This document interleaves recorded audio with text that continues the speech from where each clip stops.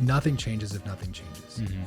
You're not going to magically wake up one morning and become the wealthier, more successful, better looking, more attractive, more energetic, more confident version of yourself. Yeah. Those things don't just happen by accident. They happen by intention. What's up, guys? Welcome back to the Wealthy Creative Show. I'm Landon Rhodes. And I'm AJ Cruz. Today, we're going to be talking about 30 minutes of advice for anyone starting a video business in 2024. So what inspired this, first of all? Like what inspired us to want to talk about this? I just love content that's like a message to my younger self. And so if I was restarting today, this is exactly what I would do to build my video agency to $20K a month in the first year. Can I preface this with something? It's just like, I love this kind of content. Like, I love it for you because it's you being able to kind of talk to your younger self. I love it for people like me and anyone who can resonate with this, because when it comes to video specifically, like, there are so many massive entrepreneurs that we can look at who have like shown their journey. Yeah. But like, it's not relatable. Like, I look at Warren Buffett. Awesome. I don't know if I'm going to build my entire wealth the way he did it. No one is. Right. Right. So it's just not relatable. So he just, and why I say that is he bought, like, even his style of investing and everything is very different than how someone would get into that game today. Yeah. Because it was a different decade. It was a different world. Yeah. Yeah. So it's cool because, like, I'm excited to hear it, because it's nice as creatives to have a roadmap of what to do and what not to do. And it's to get a different perspective, which is what I'm the most excited about. So I'm pretty hyped about hearing all this. Yeah, it's going to be fun. I'm excited to join this too. It might go longer than 30 minutes, but it's all right. We'll see what happens. We'll see what happens. Okay, first things first, if I was starting a video agency in 2024, the first thing I would do is I would pick a high profit, high revenue niche. So very first thing I would do is make sure that my positioning was dialed into something that I wanted, that I was passionate about doing, like content I was passionate about creating, but also something that aligns with like what you can be paid very well for. So like for us, for one of the businesses we run, weddings. Yeah. So for one of our businesses, we have button-up weddings and events, right? So that's a really common industry. It's not going anywhere. Yeah. Like, it's not going away. Yeah. People want more video every single year, not less. So like, that's never going to stop. On the commercial production side though, I would ask myself the question of like, okay, cool. What can I do that I can also be paid really well for? Yeah. So when I got into that world, I also asked myself, the third thing I asked was like, what am I really like knowledgeable about, like baseline understanding? I just have like a historical or a baseline understanding of the industry. And for me, it was farming and agriculture and industrial work, because I was a mechanized systems management major in college, nothing to do with film. I grew up on a farm, nothing to do with film. So like, I knew more about the industrial and the manufacturing world than any other creative, at least in my city. I can't speak for regions, but like, I knew that stuff because I literally like grew up in it. And so when it came to that, I was like, okay, that's an advantage. That's what the book Blue Ocean Strategy talks about, as like a blue ocean. And at the time, there was no one else in our area that was specifically pursuing industrial clientele. And I was like, cool, that's me. So that's the first thing, is I would understand, I would look to see what is a high profit niche. So like today, if I was restarting, I would probably go into e-com. Interesting. Yeah, I would probably go more of the product route, not because I'm super passionate about filming products. I'm not. But if I was building a team of people, that's exactly what I would go into. There's a couple different reasons I would go the e-com route. One, e-com is trillions of dollars of market cap. So it's not that it's just little products online. Like, it's massive. Like, everything we buy today is e-com. Very rarely do you go into a store and buy something anymore. So like, commerce itself is largely shifting towards e-com. Yeah. And when I say we don't go into stores, obviously that excludes grocery stores or things that are like, they go bad quickly Yeah, or something absolutely. like that. Or like even car dealerships though, like online car dealerships are a thing. So I would probably start in e-commerce, and I would specifically go into products that could be shipped and purchased on Amazon, because there's so many of them, which means there's mass demand for creative content. And so if I was starting from zero today, and I'm talking like scratch, I would absolutely start there in the e-com space, specifically on shippable products through Amazon, and figure out how to create content specifically for people who have products in Amazon. And then if they want to get off of Amazon and become less reliant on Amazon, then that's even better, because they have a content demand and a social and an ad demand, so that they can actually get their product out in the marketplace, because they're not relying on Amazon because they want to boost their margins. Yeah. Right. So I would first and foremost pick a high profit niche. For me, it would be e-com, specifically products who can be shipped on Amazon. What about you? What would I You had to pick? start over right now today. What would you do? I feel like I'm still starting. What would I start if I had to start from scratch? I feel like if I could reframe my current business, I would still stay in the niche that I'm in, because it's a lucrative niche, but I would just do video. Sure. I would have just started off strictly doing video and just building like a world-class team of videographers. Yeah, instead of involving photo video. And so, because we started off doing photo video, and we were focused on corporate events and wedding events. Yeah.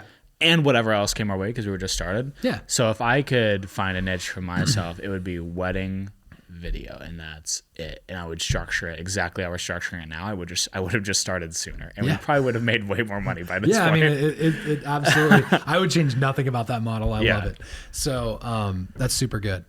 So you have the same industry. The only reason I changed mine is because of not change mine.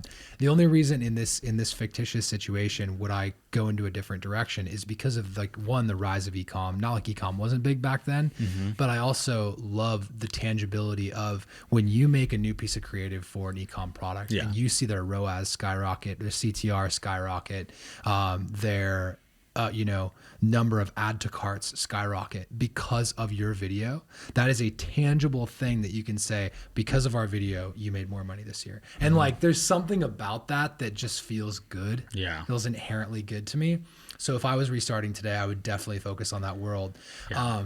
The one tough thing about that though, is that like, I didn't have a passion for shooting projects. So I would have truly been in the agency director seat, where like I was finding camera operators, editors, etc., people that actually like were really good in that world and that craft.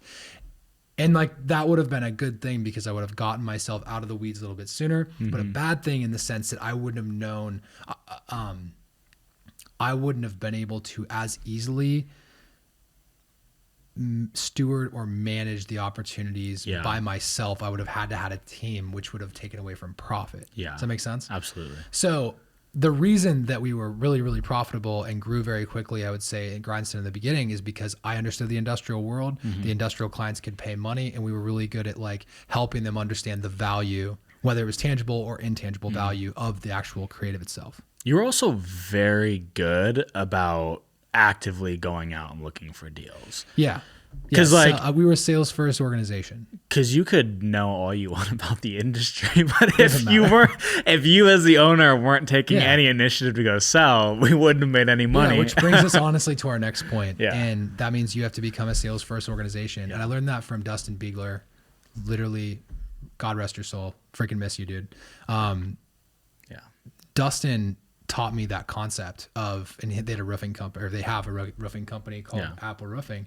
And Dustin taught me the concept. It was like, we don't like, we're not just a roofing company. We became a sales first organization. And like, that sounds kind of slimy. So I want to like unpack that for a second. Yeah, let's do that. Cause it doesn't do it justice, because they have such an amazing team, amazing product, like they're really, really amazing at what they do.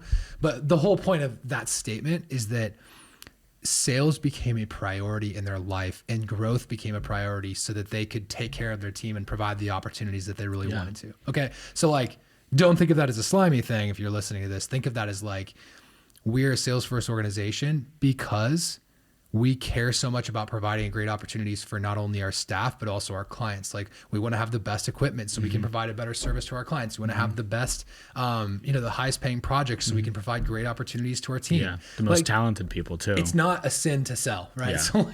So if that's like something you're dealing with, like, go back and watch the earlier episodes. But anyway, that's the next like big thing I would say I would focus on is becoming a sales first organization, so that when you wake up in the morning, it's not a matter of like, oh man, how can I get 10% better at After Effects today?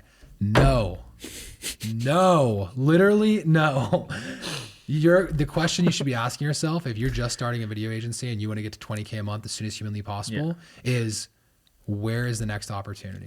Where is the next opportunity? Even if you currently have retainer clients, where is the next opportunity that we can grow into? And that's not because you shouldn't be grateful for what you have or be grateful for the work that's coming in now, but because you have a responsibility to feed the business in the next 3 to 6 months, not just rely on what's currently there now. And so you have to be thinking forward. And that's something that you're right. I did that from the very beginning because we had such a serious amount of money on payroll that there were lives at stake. So like, I had this internal drive of like, I have to take care of these people. I can't let this fail. So therefore I went out and sold my face off. And like that was amazing. And like, by the way, selling my face off led me to meeting people like Dustin and Marcus. Amazing. I'm like super grateful for that. So first things first, become a sales first organization, meaning that sales becomes a priority in your life and marketing becomes a priority in your life. So that means as you are prioritizing your hours of the day, you're not spending, 3/4 of your day on YouTube relearning how to edit something in After Effects. You're learning, how do I go acquire more clients? Okay. So that's a huge thing, is I would be focusing on what is the fastest way humanly possible for me to go have more qualified conversations with people who need what I do. So that means I would be networking every single waking day, that like anytime there were business owners congregating, I would be inserting myself into those conversations. And so that's chamber of commerce events, local business organizations, any sort of like outing where entrepreneurs would be present, galas, stuff like that where entrepreneurs hang out. I would put myself in those situations. They say, you stay in a barbershop long enough, you're going to get a haircut. The same is true about business. You got to be in the community if you want to like quickly plug in and like help people with what you do. That's so good. And we did that. We absolutely, I can look back unequivocally and tell you, we freaking lived that, bro. Yeah, 100%. You can point back to events that like you probably helped film. You're like, oh yeah, this is like an entrepreneur event. Yeah, absolutely. So that's huge too. What about you? Any next steps to add to that, or do you want me to keep going? I think that was really, really good. I think you did it really good. There was something that you hit on, like I think it was 2 points back, that I just want to, because you graced over it because you're so used to talking about it. But in the first point, you talked about, the different skills that you were learning, and you hit on ROAS and CTR and all that sort of stuff. And there's people out there who don't know what that is. That's a problem. That is a problem. That's actually a problem. Why? Why is it a problem? It's a problem that they don't know that. Yeah. And if you are unclear on the metrics that drive the media world and the metrics that actually matter as it relates to the media you're creating, then you are operating from a place of ignorance when you're trying to sell video. Because when you're saying like, cool, what's this video going to do for me? You need to have an answer to that question when the client asks you that, right? Which is, I'm going to hit on education for sure by the time we get done with these points and coaching and all that stuff. But so to back that up, CTR is click-through rate. So you need to understand how many people are watching the video versus what percentage of them are clicking through to take an action, whether that's go to the website, go to the landing page, buy the product, whatever. ROAS is return on ad spend. So when you have a piece of media, a video, photo, whatever, you put money behind it, or you apply money to it on the ad platform, or put money behind it, as they say in media buying. And then through that process, when you put money behind it, you get a certain amount of results. So if you put $1 in and it yields $3 of results, what is that ROAS? 3x ROAS. Yes. Okay. So now it's your return. That's your return. So return on investment is ROI. Return on ad spend is ROAS. Yeah. So that's a really important number to know, so that you can talk confidently with marketing managers about how much money will be spent to amplify or boost the media that you are creating. So it's ROAS, ROAS, right. and then CTR. Click-through rate. I don't need to spell that one for you guys. Yeah. And then what's the other one that I said? You said, Add to cart. Yeah. So like add to cart in the e-com world is huge. So like when somebody goes to a website and they add your product to the cart, okay, then what is getting them to go from like, I like this product, they go to the website, to like adding to cart. And so if you change out the media for that and the add to cart goes up, that means that's an indicator that the media, that the creative, the photo, whatever that you put in there is working. Yeah. If it improves add to cart. Now, if you have a ton of abandoned cart, and that's telling a different story. And that's what I love about e-com is there's so much math behind it. Yeah. And it's all statistics and math. And like, that's stuff just like lights me up. And I can tell. I love it. And so for some creatives, they're just going to be like, I don't want to do that. I don't want to care. Cool. So go into a different direction. Yeah. But if you're in that world, you need to know those metrics like the back of your hand, because the people you're selling expensive videos to, they do know those metrics. Yeah. I will say this, if you guys want to learn more about this is just a shameless plug, but like comment down on this video, on this podcast, and let us know, and then we'll do a whole video on it. Yeah, we'll have Ashton Shanks on it. We'll produce a whole video where we go more in depth on that. So for those of you where these metrics actually do matter in the industry that you're in, like we can actually cover that for you. So if this is something where you're like, I want to learn more about it, I don't know where to start, you can start here. We just gotta know that it's somewhere you want to start. So let us know. And that goes for any content that you guys see in the future. Like, if you see something you like, let us know. Yeah. And we'll make more of it. Absolutely. We'll listen. So we've hit on 2 points. The last point you hit on was start becoming a sales first organization. Yeah. What is the next step? Okay. So pick a high profit niche you're passionate about. Yes. Sales first organization. Yes. Okay. So that's more of like a mindset. That's a shift of mindset, that I'm not just going to sit back and accept what life gives me. I'm not just going to wait for clients to hit me up in my freaking email inbox. That's me going out and actively pursuing clients. Yeah. Okay. So that's a mindset shift first and foremost. And it's an attitude, it's a posture that says, I'm not going to wait for life to come to me. I'm going to go take life. I'm going to go take this by the reins. Yeah. So, the next step that I would do is making sure that I posted on social media every single day, letting the world know about what I do. And that's not saying that you need to make slimy, salesy posts every single day, discounting your services to get, it's not that. It's actually building your brand online. And from the very beginning saying like, hey guys, this is what we do. This is how we help people. And like, create 10 posts that are actually valuable to your ideal client. But then for every, 10 posts you make, then say, hey, and if you want some help on this, you need your content upgraded for 2024, hit us up in our link in bio. And like, so the book Jab, Jab, Jab, Right Hook talks a lot about this, Gary Vee's book, and it's really, really good. And so what he talks about in that is, provide value, provide value, provide value. And so what that looks like is, value could be educational content, value can be entertainment, right? Something that is utilitarian for the client to be like, oh man, I actually learned something, or I was entertained by this today, right?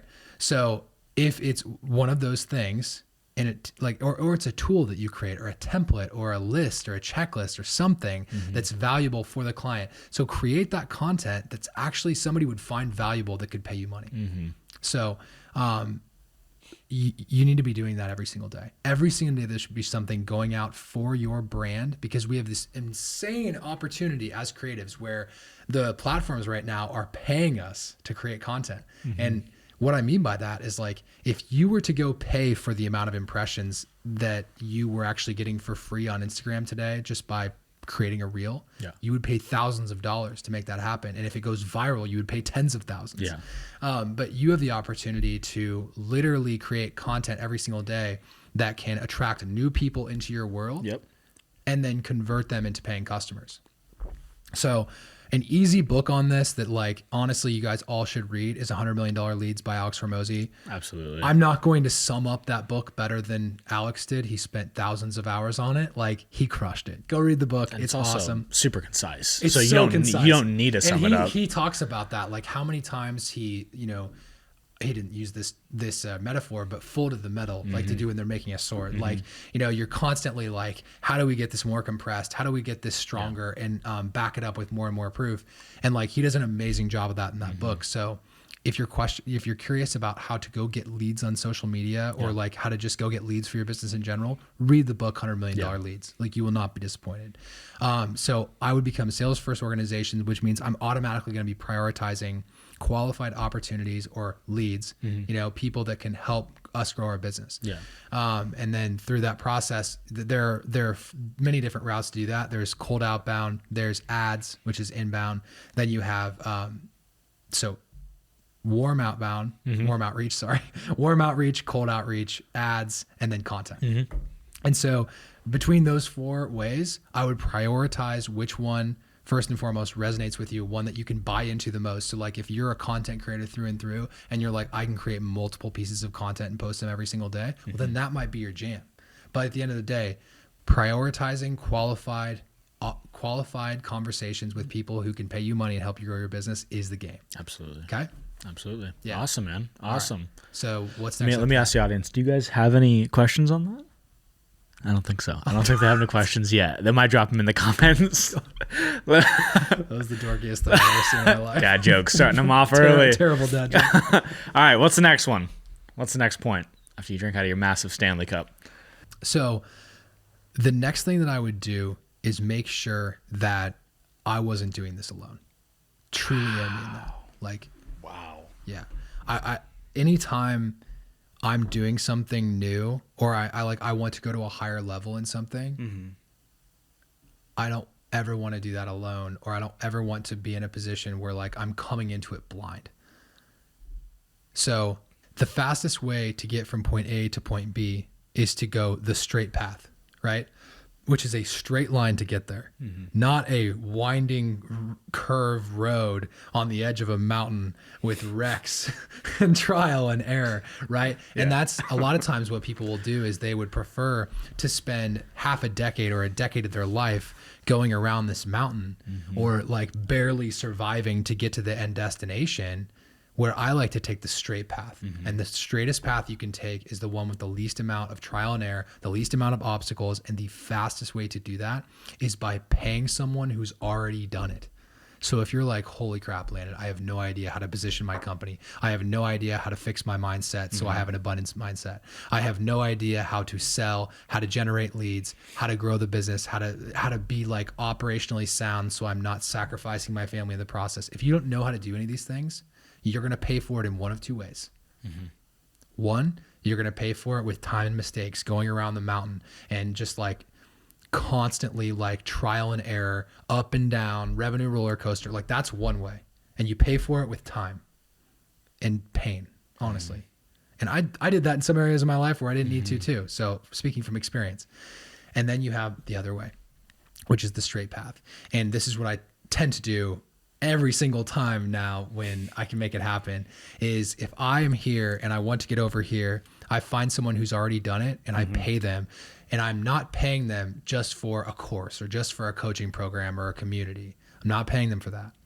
I'm paying them for the freaking thousands of mistakes that they made of getting from here to here so that I don't have to go make those same mistakes. And that's the straight path to getting there, as opposed to the windy, curvy one that you spend hours and years of your life potentially doing the wrong things and being mad because you didn't get the results you want. And then pointing the finger at whoever, your wife, your kids, the economy. Yeah. No. The market cap. Find someone who's done what you want to do and pay them money to help you get there. Like most of your problems can be solved like that as it relates to business and lots of things in life, honestly. If you're in a position right now where you're like, I'm so sick of being here, I would do anything to get out of this. Ask yourself the question, like, why don't you just find someone who's done it? Because chances are this isn't something like he's not the first one. She's not the first one that's done this. This isn't rocket science. Yeah. Like it's not that complicated, but you don't know what you don't know. And you have no idea what's around that winding path, that terrifying cliff edge moment. Yeah. Like you don't know what's around those paths, but there's somebody that's already gotten through that crap that can be like, oh, yo, take a left turn and you'll avoid all of that. Yeah. Thanks, dude. I'm paying for that all day long. Yeah, 100%. All day long. I love that. Is it crazy to kind of self-reflect now that you're what, 6 years in, 7 Yeah. years in. Is it crazy to self-reflect on that? Because like, wow. No, technically 8. so 8 So years. I in. started part-time in October of 2016. Yeah. It's 2024. So not a full 8 yet, but you get what I'm saying. But then think about 7 it and a half. again. Think about it again. In another 8 years, we'll get to do this same thing, and you'll Yeah. have completely different input. You'll have kids. Yeah. You'll have been married for 10 years at that point. Yeah. Ish. And this is the final piece of advice I would say to somebody who's considering or trying to start a video agency in 2024. I never would have gotten here if I wouldn't have just like taken the jump and taken the leap and bet on myself. Mm-hmm. So bet on you and actually take the risk, because nothing changes if nothing changes. Mm-hmm. You're not going to magically wake up one morning and become the wealthier, more successful, better looking, more attractive, more energetic, more confident version of yourself. Yeah. Those things don't just happen by accident. They happen by intention. And you have to first and foremost desire them. And then you have to put the actual work in that match your desires. You have to put your actions and align your behaviors with the goal that you have in mind. And so if you have this desire to start this thing and you're constantly like basically working day rate jobs to just try and make ends meet right now and supplementing with Lyft and Uber, like there comes a certain point where you have to make a decision where you're like, that's it, enough's enough. I'm going to freaking do this thing this year. That's where you need to get to. And the only way to get there is by one of two ways: pain or pleasure. You're either so sick of where you are today that you have to get out of it, or your desire is so great for getting there that like it's just like an open vision you see every day and you're like, I can see myself there. Dude, it's one of two things that can bring us there. It's pain or pleasure. So pick your poison and go. I think that's good. I think that's a wrap. I tricked you. That was good. Love it. Awesome. We'll see you guys in the next episode. Bye. Bye.